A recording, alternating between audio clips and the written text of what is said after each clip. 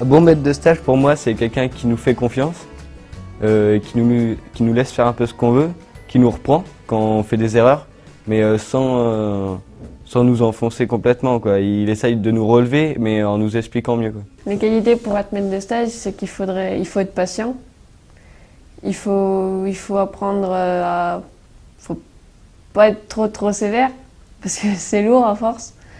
Ben, y en a, c'est plus du travail qui est à moindre coût, quoi. Il y en a, ils prennent les stagiaires pour ça, mais moi je pense que c'est pour aussi nous apprendre et nous former qu'ils nous prennent aussi.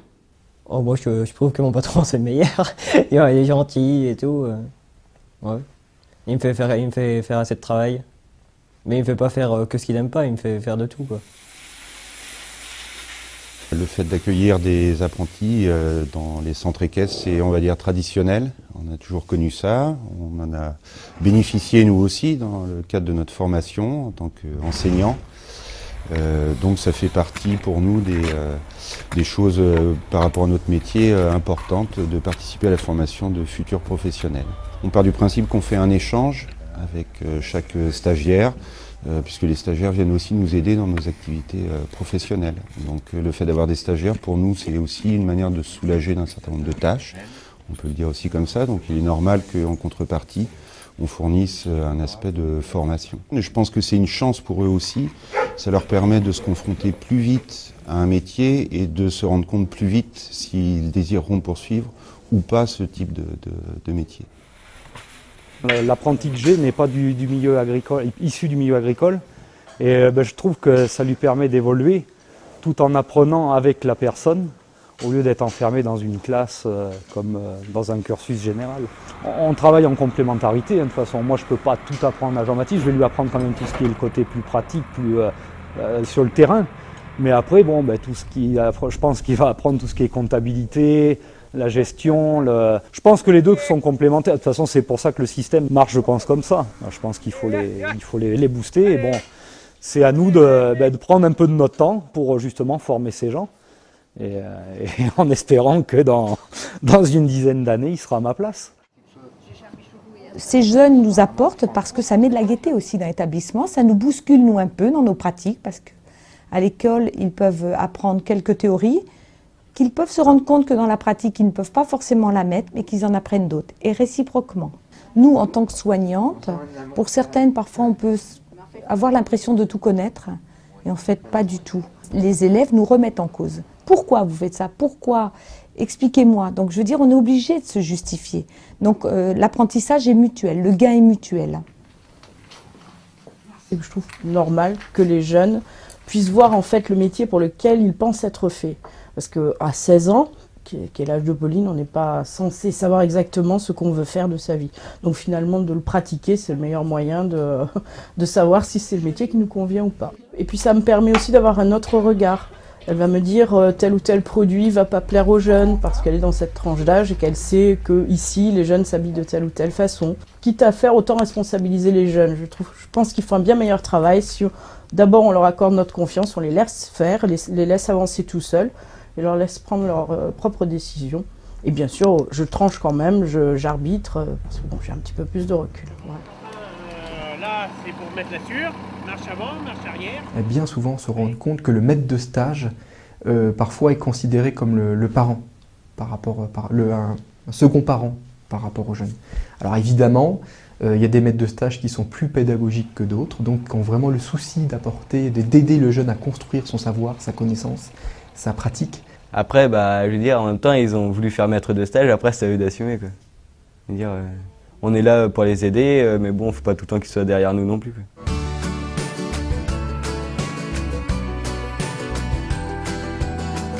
Ce que je pense de l'alternance, c'est que c'est un bon système d'apprentissage, parce qu'on est à l'école et en plus on apprend un métier en même temps.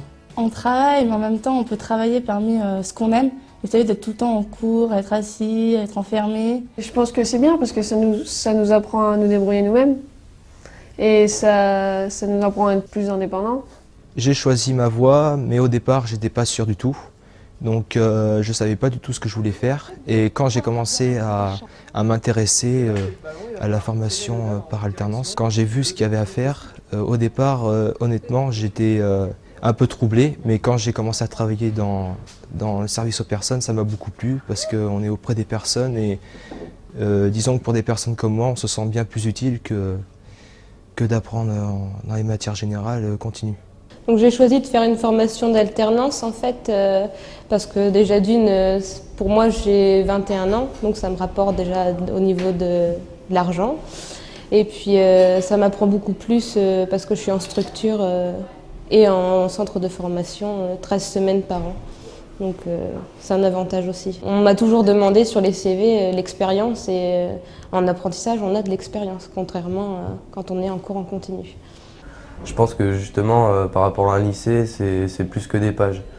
On est vraiment dans l'orientation qu'on a choisie et là on n'a pas le choix, on doit se débrouiller pour. Parce que là après derrière un livre c'est vrai, bon le client il vous dit ça, vous faites quoi? Non. Là c'est le client, on l'a en face de soi, on n'a qu'une chance, on n'en a pas plusieurs, on ne peut pas gommer, c'est en vrai. Bon, voilà. Si je serais pas venu en alternance, je pense que je réussirais pas aussi bien. Donc ouais, je pense que mon avenir, je le vois bien là. Il est bien parti.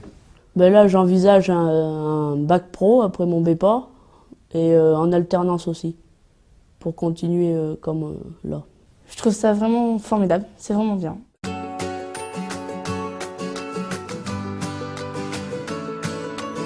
Cette découverte professionnelle, eh bien, ça lui a ouvert des portes pour son avenir. Découvrir ce qu'elle voulait faire, parce qu'en quatrième, elle ne savait absolument pas. Et donc, elle a fait plusieurs stages dans des milieux différents. Et ça lui a fait prendre conscience de vraiment ses goûts et ce qu'elle avait envie de faire plus tard. Et je pense que les parents hésitent de moins en moins à les orienter vers ce système de formation, y compris même pour des niveaux qui sont beaucoup plus élevés, puisqu'on peut aujourd'hui aller faire un BTS par alternance, et même très exceptionnellement des écoles d'ingénieurs. Donc je dirais qu'aujourd'hui le sujet n'est plus tabou. Voilà, l'alternance c'est devenu un mode de formation qui est complètement accepté des parents. Et on a trouvé le système parfait pour notre fils, oui.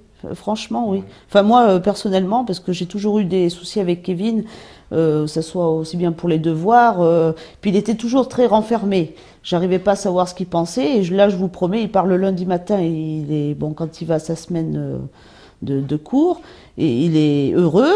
Le vendredi soir, on peut pas en placer une parce qu'il discute de ce qu'il a vu, de ce que même au niveau de ses cours, il nous dit tiens j'ai appris ça, tu crois que ça se passe vraiment comme ça? Alors on lui dit oui, mais vraiment ça l'a complètement changé. Ah oui, question de ça. Elle a complètement décroché dans sa deuxième année de BEP secrétariat où elle était dans l'établissement précédent. Alors que maintenant, ce qui est tout à fait repérable, c'est de voir qu'elle travaille. C'est-à-dire qu'elle révise ses cours, elle fait des fiches, elle s'intéresse, elle tape ses rapports de stage toute seule sur son micro. Enfin, toute une série de comportements que je ne voyais pas avant. Donc on voit bien qu'il y a de la motivation.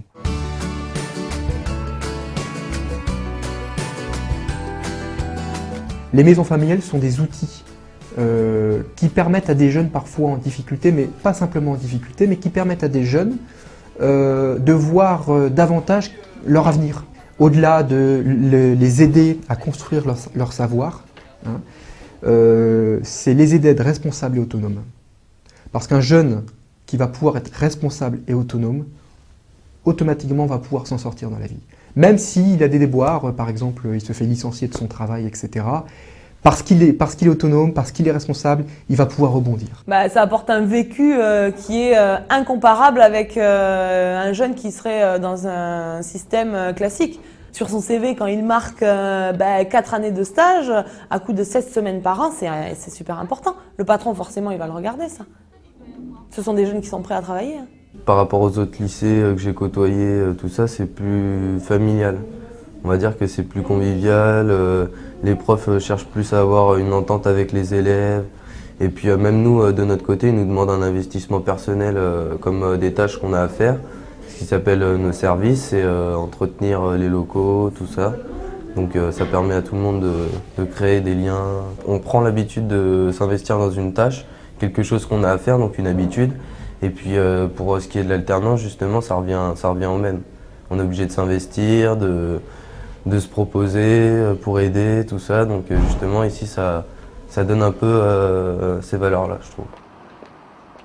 J'ai des jeunes notamment dans la vente et ils se rendent compte que rendre la monnaie à quelqu'un, pour ça il faut savoir compter et que ils ont la difficulté sur le terrain et ça les amène à faire des efforts pour savoir compter, des calculs mentaux, des choses simples.